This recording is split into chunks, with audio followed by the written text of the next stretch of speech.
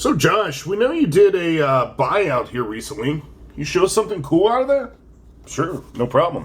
What's really going on, PEZ collecting fans? Josh, the PEZ guy here on the PEZ Book channel. Do me a favor, questions, comments, concerns, any and everything down below. Now then. Alright. So here is something I had never seen before until I bought that collection here recently. Set this out of the way. These are salt and pepper shakers with PEZ girls printed on them. And then here in the bottom, there's a hole for you to fill them up. Now, there's no markings at all on these. I don't see here on PEZ the registered trademark. Now, usually when you see PEZ, you see that little R appear in the corner. That is their registered trademark. So, when we look at these salt and pepper shakers, we don't see that. Maybe.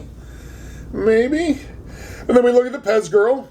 Obviously, the first mascot for PEZ Candy.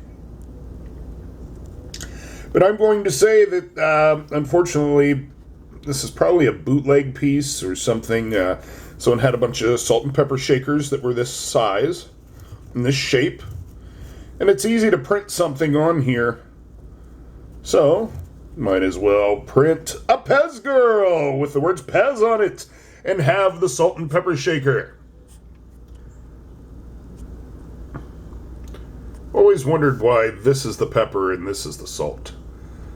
I usually want to get more pepper and it's harder to get out, and now you're giving me 80% less holes. I mean, come on. Sorry, just an observation. But another observation about these is they're pretty cool. Even if they weren't released by PEZ or licensed by PEZ, it's kind of a cool item. Thought I would share it with you. So that is one of the numerous items I found in the buyout. There will be more. So until next time...